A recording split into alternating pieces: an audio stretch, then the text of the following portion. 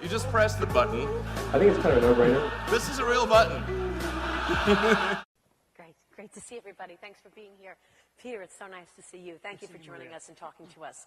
As we just heard, you have invested in or founded and identified some of the most important companies of our day, and exciting companies, certainly. Let's start off broadly speaking. Can you give us a broad blueprint of how you see technology changing from here? Where is the growth, and how does this take off now that we're in more of a mature situation? Well, you're starting straight with the easiest question. I think that maybe I'll start a little bit indirectly and talk a little bit about where I think we've been over the last 20, 25 years. And one of the things that's always tricky is the definition of technology. And if you were in the late 1960s, technology would have meant computers, but also rockets, and it would have meant new medicines, it would have meant the Green Revolution, agriculture, it would have meant the Concorde airplane. And today when people use the word technology, it typically just means information technology. So it's computers, software, internet. It has a sort of much narrower meaning. And that reflects the fact that for many decades, we've had this sort of narrow cone of progress in the world of bits, not so much in the world of atoms. And so it was good to be an electrical engineer or a software engineer. Most other engineering fields were actually bad career decisions for the last 40 to 50 years. So Silicon Valley, for the last 20, 25 years, has been very largely focused on the internet. Most of it's been the consumer internet. And the question you have to ask is, does that keep going? Is there a lot more to be done on the consumer internet, or does this broaden out? It's also been striking. So it's been incredibly concentrated on this sort of one, what I would argue, relatively narrow area. It's been very important. It's created some phenomenal businesses, but there are many other areas that have remained underexplored. And it's also been incredibly geographically concentrated. There was a talk I gave at Stanford University in spring of 2005. It was a panel with three of us on the panel. My friend Reid Hoffman, who had started LinkedIn, and Sean Parker, who was one of the early president of Facebook. And it was sort of this panel discussion, Stanford student audience, and one of the sort of the overarching topic was, where do we find the next Google? So it was sort of a similar version to your question. It was a little bit more direct, because we're interested in the next super big, super successful tech company. And I sort of said, well, you can't just type this into the Google search engine. This is an important question, but you won't find it by typing it into Google. And it's a really hard question. Obviously, if I knew the answer, I would tell you. But I'll give you sort of a partial answer.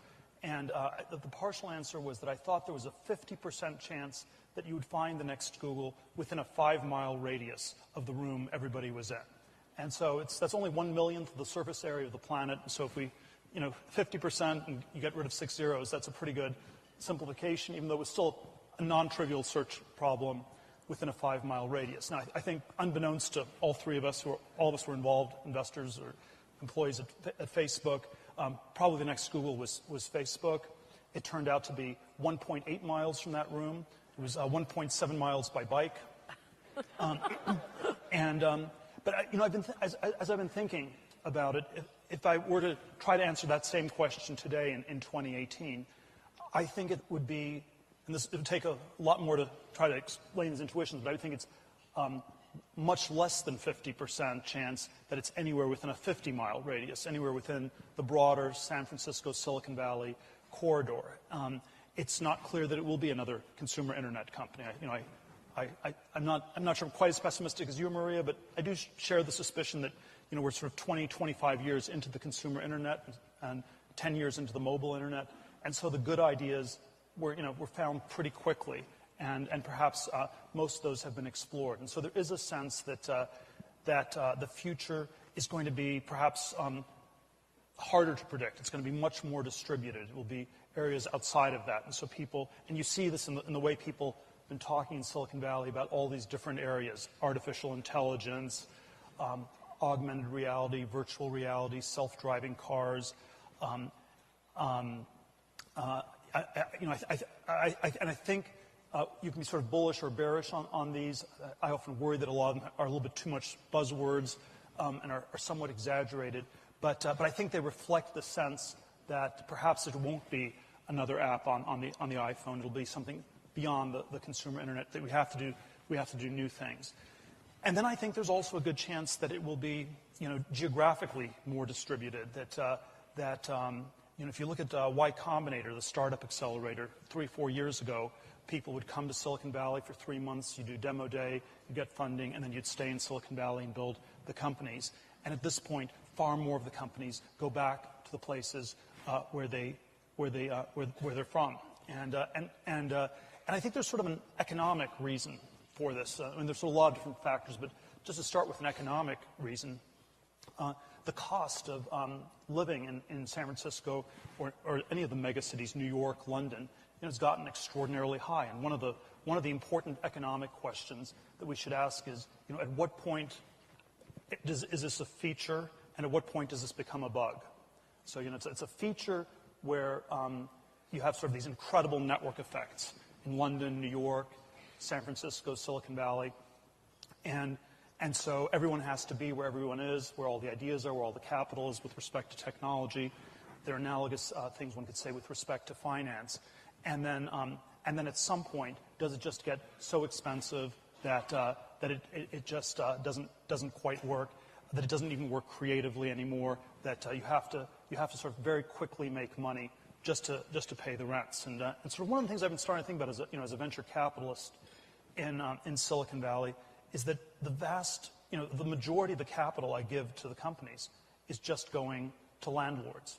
It's going to commercial real estate and even more to urban slumlords of one sort or another. And that's kind of an odd thing to be doing as a venture capitalist. That's so disproportionate. And so perhaps there's some point where there's an arb. So when a one-bedroom apartment's $2,000 a month in San Francisco and $1,000 a month in Austin, maybe the $2,000 reflects that San Francisco is just a much better place. But once it's $4,000 a month, perhaps you should be more open to thinking about some of these other places. So I think this geographic question is one that we should be thinking about super hard. And even though the mega city trend has been this enormous social economic trend for the last 40 years, there's always a question, is there some point where it has gone just a little bit too far? One of the numbers I heard the other day is that that if you measure the inelasticity of housing in London, it is -2, which means that if you build 1% more housing, the average price goes down 2%. And so this leads to sort of the perverse result that the more housing you build in a place like London, the less it is collectively worth. And that again tells you that you have this incredibly distorted kind of a system. And that's and so I think these network effects, there is perhaps some tipping point. And that's a question also in Silicon Valley, whether there's some sort of tipping point that's been reached where it's gotten too expensive, it's too much of a tax, and then sort of the efficiency of the network effects segues into sort of lemming-like behavior and bubble-like behavior, the madness of crowds. So what does stoke innovation? You just said that technology and innovation is going to be more distributed in lots of cities, not just Silicon Valley. What is most important in terms of stoking innovation, whether it's a city, a neighborhood, or your own company? Well, it's so. I mean, if we knew the answer to that we'd solve a lot of problems. So it's you probably you need some critical mass of talent. You need an ability to think somewhat creatively. You need a sense that you can do new things. And I think there's sort of all these ways. A place like San Francisco had this more a decade ago than it has today. There's sort of one crazy anecdote. I was at a friend's wedding in Columbia, South Carolina, in September of last year, and we were there a few months early, and there was, even in Columbia, South Carolina, you have sort of 1 or 2 trendy downtown blocks, and went to a coffee shop, and it had all the sort of multi-flavored coffees and the hipster-like people serving coffee. And the question I asked was, how could you tell that you were in Columbia, South Carolina, and not in San Francisco? And the answer was, there were some very comfortable chairs where you could sit down, and you could actually drink your coffee. They were spaced far enough apart that people wouldn't simply overhear the conversation. And certainly if you were to pull up a laptop computer and start working, there wouldn't be some kind of clapper who'd come along and shoo you away very quickly or something like that. And I'm struck that, I don't think coffee shops are the key to creativity, but I'm struck that in San Francisco or Manhattan, there are almost no coffee shops left. Wow. Well, I guess that was one of the brilliance behind Starbucks, that they created an opportunity for to go and work right there. Look, Peter, you made a decision recently to leave San Francisco, move out, and take your investment firm, your personal investment firm with you, and move to LA. Why did you make that decision? Well, I think it's a lot of the reasons that I suggested. I'd say the basic concern as an investor is always that you get caught up too much in herd-like thinking, too much inside the bubble. And my concern is that Silicon Valley's gotten too far in that direction, and that it would be healthier to be in some place that was nearby, but still outside of it, where you could think about things more clearly. Certainly, there are parts of Los Angeles that are probably just as crazy. So, if my goal was to move to Los Angeles and try out to be Goofy in the next Disney movie, that would be just as insane as the lemming-like behavior that you have in the tech investing world in Silicon Valley. But I think it is a more diversified city. It's a more affordable city, and I think that there are a lot of features of the mega cities like San Francisco that have become bugs, and so dialing it back one level is probably a good thing. The lack of diversity, the lack of willingness to listen to conservative ideas, libertarian ideas. One thing that you've mentioned, and you supported President Trump early on, and you received pushback for it. Some of your colleagues and some people in the Valley felt that this was a bad idea. Was that one of the reasons? I don't want to exaggerate that. So I think the political uniformity, I think, is downstream from all these other kinds of things. So I think people are much more frustrated by the fact that they can't afford to live there.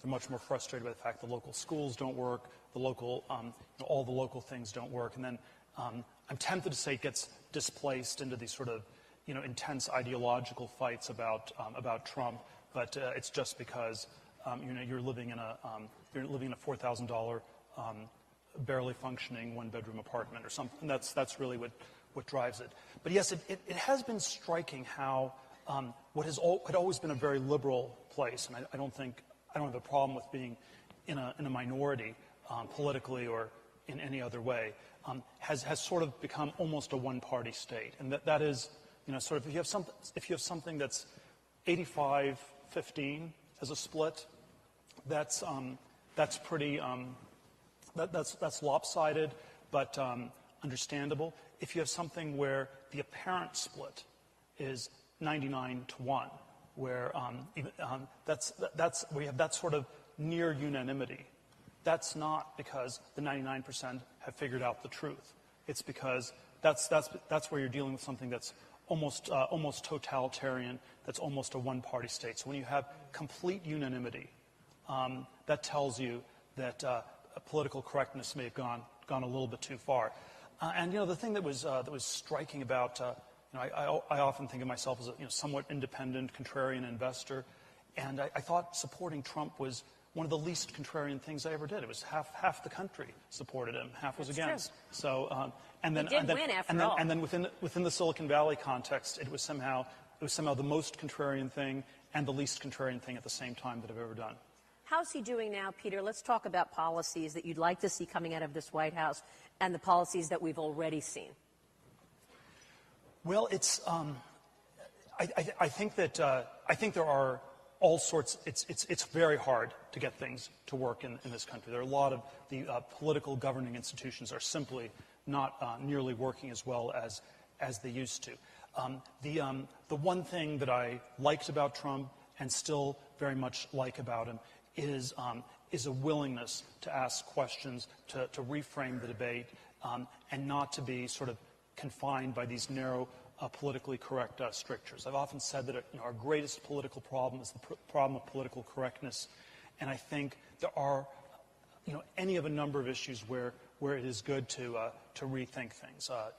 The very big tax reform that was pushed through at the end of last year, I think, is a very good thing, and it reflects that we're living in a very different world where we have to ask very hard questions about how do you get American companies to compete globally.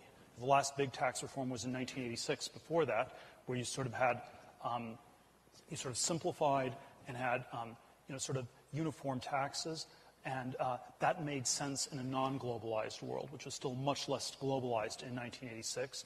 And then by 2017, our tax code was set up in such a way that American businesses were seriously disadvantaged, and this was an incredibly healthy reset. And so I think there are any of a number of topics where it's very good to be asking these questions.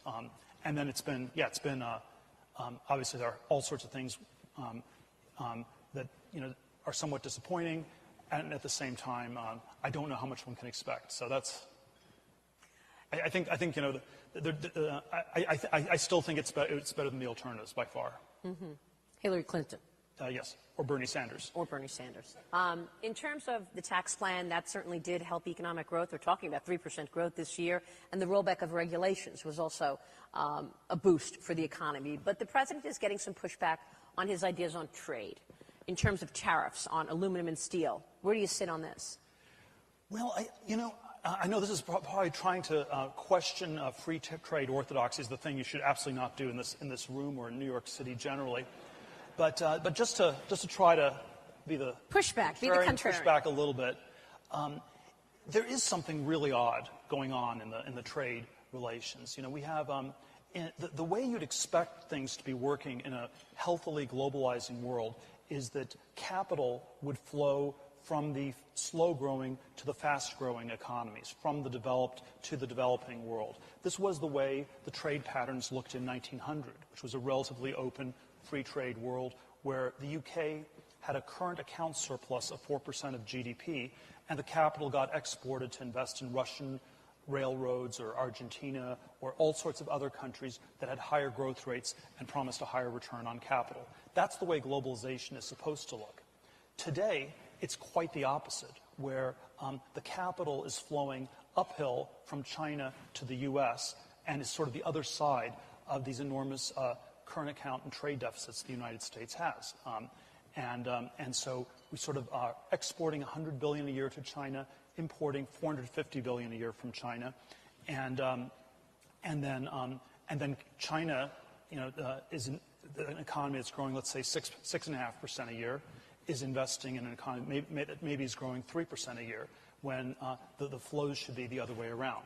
And so I think that tells you that something is incredibly off. And then it pushes you to have to ask questions why it is off. Why does nobody in China want to buy anything from the U.S.? Why are our goods so undesirable?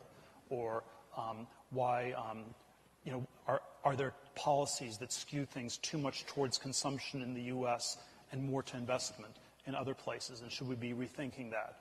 Or are there intellectual property things that are not being enforced? So I think there's sort of a lot of very granular questions that we need to be asking. And so even if free trade is good in theory, and that's what you want to get to, I think the way you get there is perhaps by not being too dogmatic and too doctrinaire. And if you have people negotiate trade treaties who are doctrinaire about free trade, I always get the sense they won't actually do that much work, because if you can negotiate a good trade treaty, that's a good thing. And if you negotiate a bad trade treaty, that's still a good thing, because we know all trade is always good for everybody in all times and all places. And so we have to always be careful that free trade orthodoxy not become sort of just a euphemism for the sloppiness or the laziness of the people negotiating these treaties. And of course, China is one of the areas that people worry about. The president is expected to come out with new restrictions and new tariffs against China in the coming weeks. You've dealt with China. People get it when you say China steals our intellectual property. China right now participates in 10% of all venture capital deals, and there's something called the China Technology Transfer, where they are acquiring American innovation and taking it to China and then competing with us on industries like AI and robotics. Tell us about China and your history. Well, I've spent some time in China over the last few years. My 0 to 1 book was a incredible bestseller in China. We sold over 1 million copies in China. We sold 40,000 in India. So that gives you sort of a contrast between how much China is focused on entrepreneurship and innovation vis-a-vis the equally large, equally populous country to the south called India. And so I think something that there are all sorts of challenges and problems China has, but on balance, I think it's real. What they're doing is broadly working. The country is progressing at a very rapid pace, and we should be. I think it would be good for the United States to ask questions about what we can do that's good for the U.S. in the same way that China incredibly aggressively asks questions about what's in China's interest. So it sounds like those restrictions and those tariffs that are to come are appropriate. Well, the hope is to get to free trade both ways. There's an example Elon gave recently, Elon Musk, my former PayPal colleague, Tesla, where U.S. cars have a 2.5% tariff, Chinese cars have a 25% tariff, and then the workaround is you should build a car factory in China, but then you're not allowed to own 100% of the car factory as an American company, and so if you're an American company, you either get clobbered by the tariffs or the restrictions on investment. So it's often these things all sort of go together. A 25% tariff per se might not be an objection, but then if you can't invest either, that combination starts to put you at a big disadvantage. So it sounds like you're not worried about this, hair on fire commentary recently about a trade war. Markets have been reacting to the possibility. Are you worried? Well, it's hard to do the game theory on these things, but I'm struck by how unbalanced it is. And if we have a slightly unfair deal, then if I renegotiate, you might renegotiate, and that might be a bad idea. But if we have a very unfair deal, then I can renegotiate, and it's not really clear what you can do. And so it's actually quite unclear where China can reciprocate with tariffs on the U.S. because we're in fact exporting so little. The thing China always cites is agricultural goods, that they would put tariffs on agricultural goods. But if you look at agriculture, there's no single, the U.S. no longer has is a monopoly exporter in any single area. It's like soybeans, we're competing with Brazil, and corn, wheat, we're competing with Russia. And so these are all global commodity markets. And so those are not the kinds of things where that's likely to be that successful. So I think it's possible the Trump administration will do quite a bit, and it's possible it will do quite a bit because there's in fact no Chinese response possible. Talk with us about Europe for a moment, because there was a worry that Europe would institute a 25% tariff as a retaliatory move. Would, for example, someone like Germany, who already has a $67 billion surplus with the United States, we've got a deficit with Germany as well, would Germany or any European country threaten that enormous surplus that they have by instituting a significant tariff against the U.S.? Well, there are countries where it's more symmetrical, but certainly the two that are the most asymmetrical are China, U.S., and Germany, U.S. And so I think Germany, it's a very similar thing where it's hard to know how you retaliate in a way that doesn't hurt you more than the U.S. Again, there are a lot of different things that go into this. One of the things that leads to much higher surpluses in those countries and deficits in the U.S. is they have all these value-added taxes. So the economies in China and Germany are oriented towards investment and away from consumption. Our economy is very heavily skewed towards consumption and away from savings or investment. And that's the kind of thing that I think we should rethink. But I think that's not the thing that Germany or China really want to rethink. They don't want to shift to a much more aggressive consumer economy. That's what I thought. Let me switch gears here. I want to ask you your thoughts on privacy at a time then these technology companies are so successful, more successful and more powerful than they ever have been in terms of having so much information on all of us. You backed Hulk Hogan's successful triumph over Gawker Media and that sex tape that they had. It resulted in a $140 million judgment against Gawker, forcing the media company into bankruptcy. You're a libertarian. I want to get your take on how you see the privacy issue versus this powerful position that so many of these technology companies are in. I'm leading to a question about regulation, but first, why was this Gawker situation so important to you? Well, I think that I'm very proud of having supported Hulk Hogan in his successful lawsuit. It stands for this sort of egregious the claim that a pornographer pays people for sex tapes, and a journalist is someone who gets to publish sex tapes without paying people. That's simply an insult to journalists, and that is what Gawker was in effect arguing.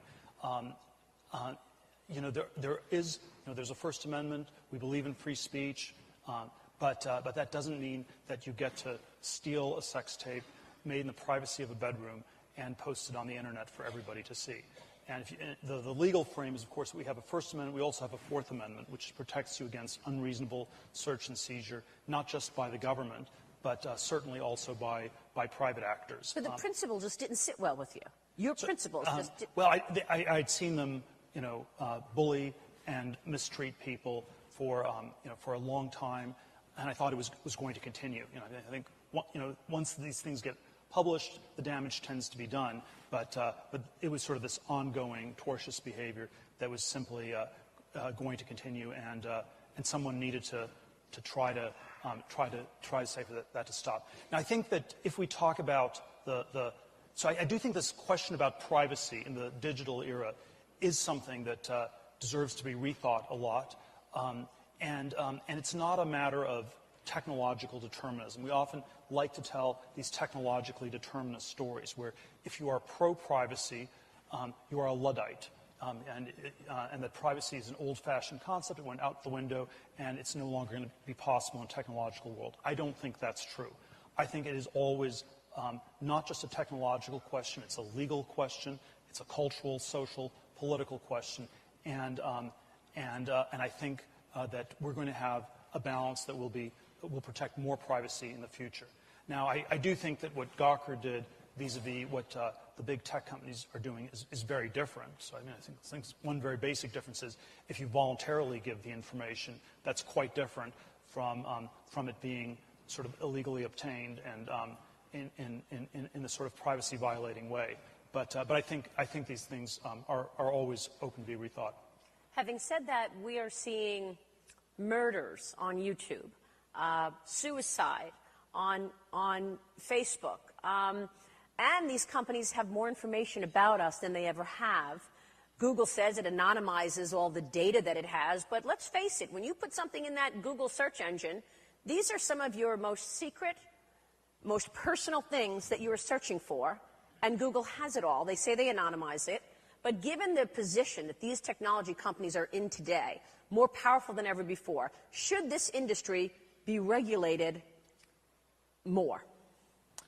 Well, as a libertarian, I always dislike regulation, and the worry is always that the regulators will do whatever they will do in an even more ham-handed way than and will make mistakes even greater than the companies. But as a libertarian, you also want your privacy. But what I would agree with you on is that if they don't take these issues seriously, there is a risk that they will be regulated, whether that's a good thing or not. I think the threat's probably greater in Europe, and again, there's sort of good reasons and bad reasons. The good reasons are these privacy concerns. The bad reasons are that there are no successful tech companies in Europe, and they're jealous of the U.S., and sort of they're punishing us. So it's sort of a combination of good and bad reasons. But I think the tech industry needs to take this stuff very seriously. When we spoke last in Saudi Arabia, actually, we talked a bit about Bitcoin and you were supportive of Bitcoin. You actually said to me that you're skeptical of a lot of cryptocurrencies, but you think Bitcoin was being misunderstood, and you think that there was a big opportunity. You have since bought a lot of Bitcoin. Where does the position stand right now? And tell us what you see happening in terms of Bitcoin. Well, I bought it well before, before we met in Saudi Arabia. And so I'm not exactly sure whether I would encourage people to run out right now and buy these cryptocurrencies. But the technology that people like to talk about is the blockchain technology. I'm somewhat skeptical about how well that translates into good investments. But the one use case of cryptocurrency, of a store of value, may actually have quite a bit of a ways to go. And so I would be sort of long Bitcoin and neutral to skeptical of just about everything else at this point, with a few possible exceptions. And the question about something like Bitcoin is whether it can become a new store of value. And I think the thing it would replace is something like gold. We're not talking about a new payment system, so it's too cumbersome to use for payments, for day-to-day transactions. But the analogy is it's like bars of gold in a vault that never move, and you get it, and it's a sort of hedge of sorts against the whole world going to falling apart or something. And there's about $200 billion worth of Bitcoin. There's $8 trillion worth of gold. And many of the things that make gold attractive would also apply to Bitcoin. And many of the objections people have to Bitcoin would also be objections to gold. So it's this weird currency that's not backed by any government. Same thing's true of gold. It's not clear what the intrinsic value of Bitcoin is. Same thing is true of gold.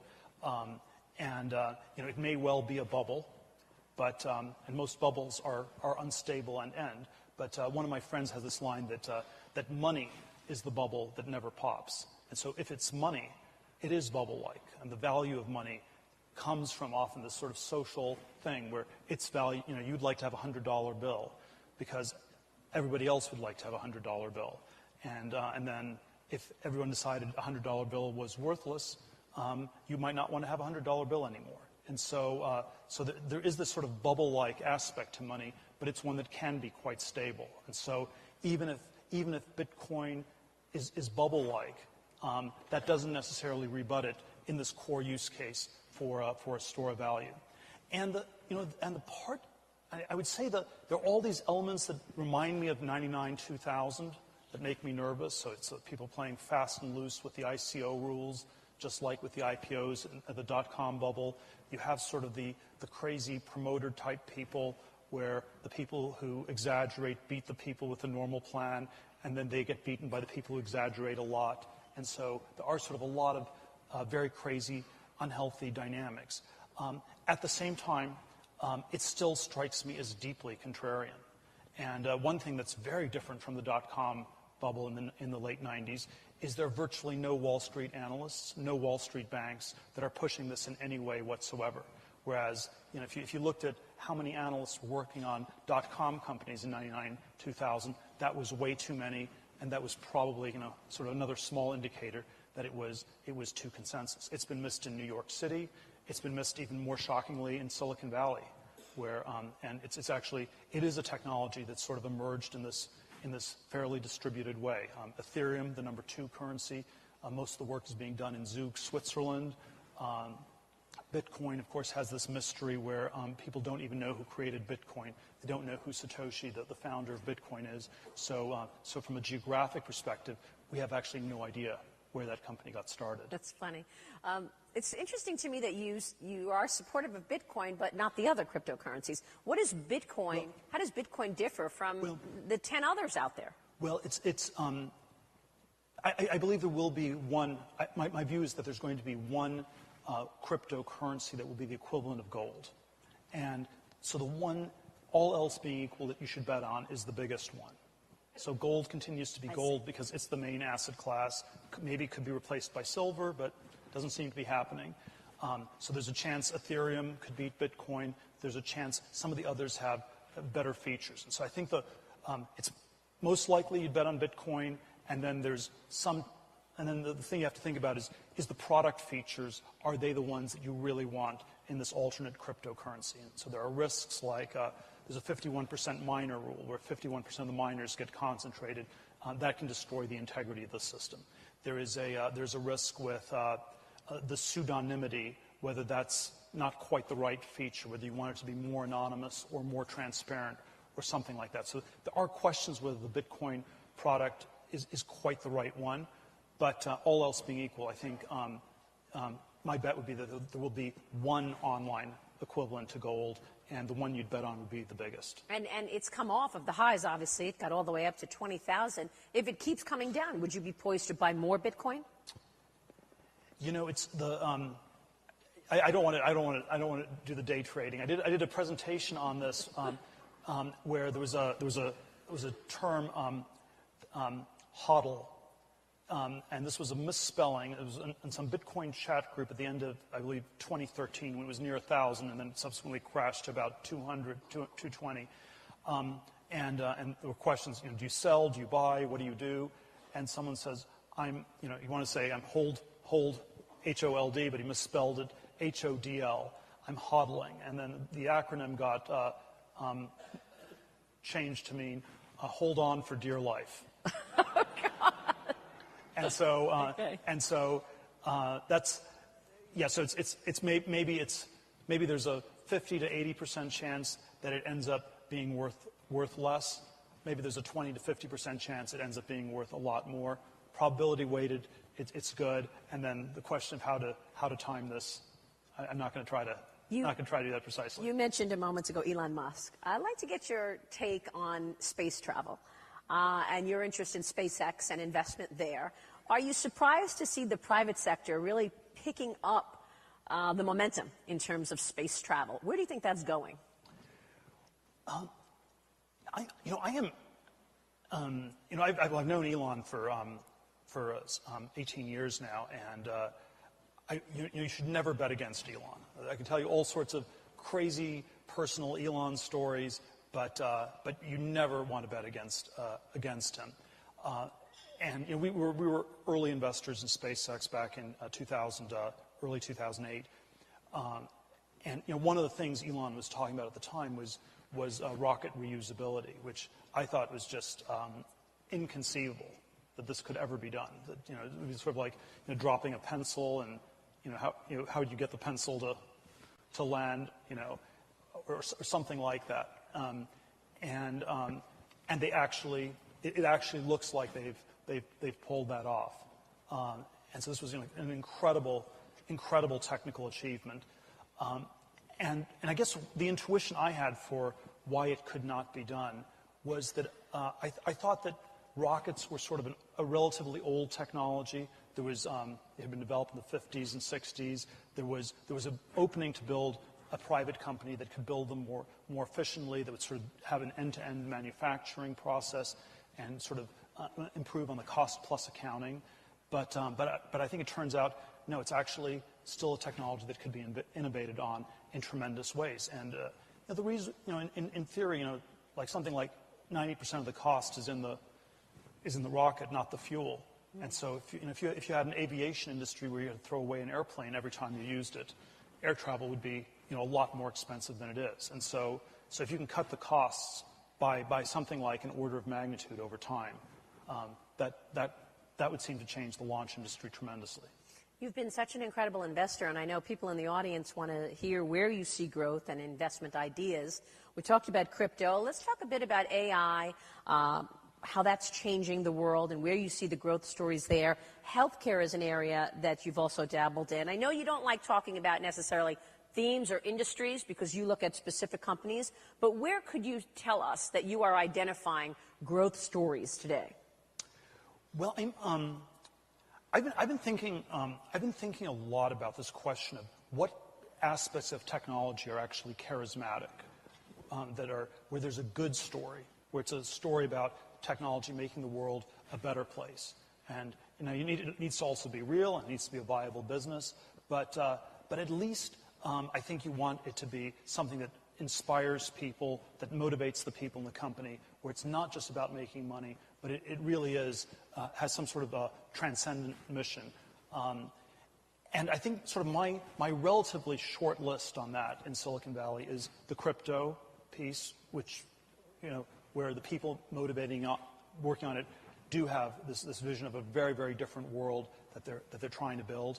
I think it's still true of biotech, where you always have the story about creating cures for diseases and drastically improving human health. And I think Elon Musk is the other one where it's sort of deeply charismatic. That's the growth story. That's sort of my rough short list of the places in tech that are deeply charismatic. The AI is possibly quite big. It's possibly I always think it's a little bit exaggerated, but it's hard to know. It's a hard word to get a handle on because it can mean the next generation of computers, it can mean the last generation of computers, it can mean anything in between. So it's sort of a somewhat poorly defined term. But the thing that struck me is how uncharismatic AI is at this point, and it basically, it's going to take our jobs, and then once it takes our jobs at the singularity, it's just going to kill everybody, and that's kind of Alfred Hitchcock. And that's kind of, I'm not sure that dystopian view is necessarily correct or is correct at all, but that's actually what most people believe. It's what most of the Hollywood movies on AI believe. It's what most people in New York City believe. It's what most people even in Silicon Valley believe. And so I do think that is a weird, we have to always ask this question: are these technologies good? How are they going to make the world better? And I think the answers for things like AI are quite weak. We have there's the virtual reality, augmented reality. There are parts of that can be quite powerful. But again, there's this very dystopian narrative where it's just going to be people. So it's like a 20-something person in Japan holed up in their parents' bedroom and never leaving the room, playing video games all day, and that kind of a dystopian piece again seems to dominate. And so I'd rather focus on ones where I think there's at least a powerful good story. I mean, I might be naive, but aren't robots taking over a lot of jobs? Well, but they have been for 250 years, and the question. The question you always have to ask is, are they doing it at a much faster rate now than they were in the past? I tend to think, if anything, they're doing it at a slower rate because, the industries that are automatable, like manufacturing, are still automating at roughly the same rate as before. Let's say you're automating it more by, 5% a year in a factory, and you've been doing that for 200 plus years. But they are smaller parts of the economy. And then, the largest parts of our economy are non-tradable service sector jobs, and maybe some of those get automated, but so far those have been automated much more slowly. And so, a yoga instructor or a kindergarten teacher, all these people, their jobs have not changed that much in the last 100 years, and it's possible that's going to accelerate, but I would not necessarily bet on that. The concern I have much more is that we don't have enough automation, and that if anything, these things are happening more slowly, and that this is what's sort of reflected in the anemic productivity numbers. It does seem like every industry is using AI, and if you're not using AI, you will be at a disadvantage. So there are these sophisticated things like AI, and then there are things that are really basic, like online shopping and really good delivery and getting something delivered in 2 hours like Amazon is doing. And Amazon is trying to take over Can anybody beat Amazon? Well, let me just answer your first question. Okay. So if AI means everything, then we can get to just being too poorly defined to know what it is. And I think it is a buzzword an awful lot of companies think they're supposed to use. And then if you really drill down on what's going on, it's a much less clear thing. AI in the science fiction form, I'm scared of because I don't want to get killed. AI in the straightforward form of somewhat more automation, computers doing somewhat more things, I think the truth is closer to there not being that much, and that's reflected in our relatively low productivity numbers.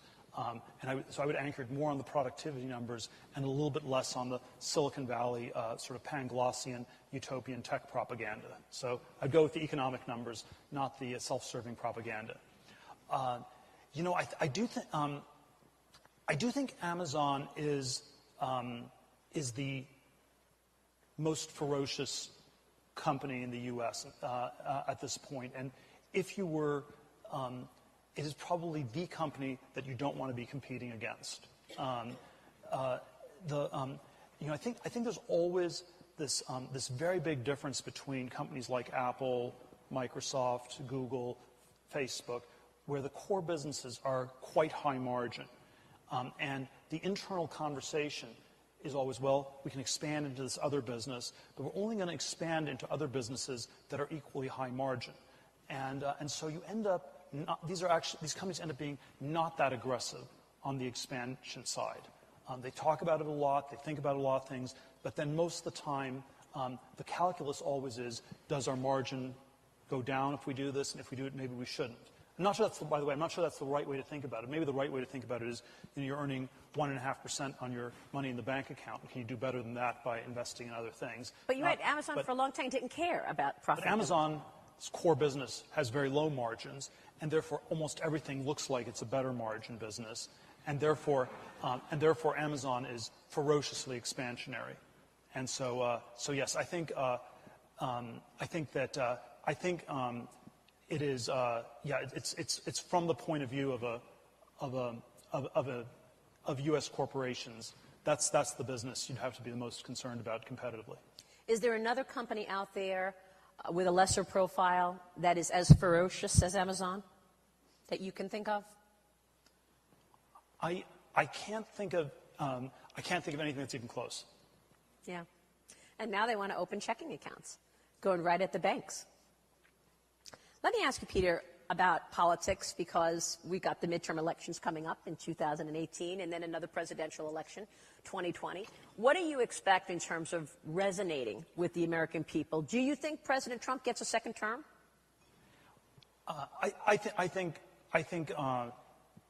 that I'm not sure I can speculate on this better than anyone else in this audience would be able to. But you know him. You know what his priorities are. I think that if he runs again, he will get reelected, and so he'll make a judgment if he thinks he can get reelected, he will run, and if he runs, I think he will. He said he's running. He will win. I think that it is. It's probably the case the Democrats will do quite well in the midterms. That's normally what happens to the party out of power. And then the question is, but then I think the question about 2020 is a much trickier one, and it's really one of, is there anything that was learned from Hillary Clinton's defeat? Because there were sort of all these ways that there were issues that she was not talking about, not relating to.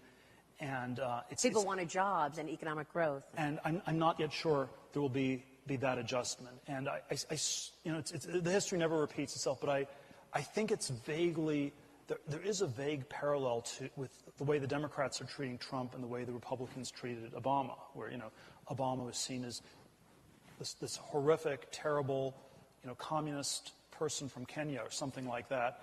And you simply did not, you were going to beat him. And this, I believe this was the fundamental mistake Mitt Romney made in 2012. It was just, the narrative was, was somehow very straightforward. Obama was as bad as Carter, and you just had to show up and win. And actually, no, you had to, there was a reason Obama had gotten elected. There were some very real problems in this country, and you had to talk about those problems and try to deal with them.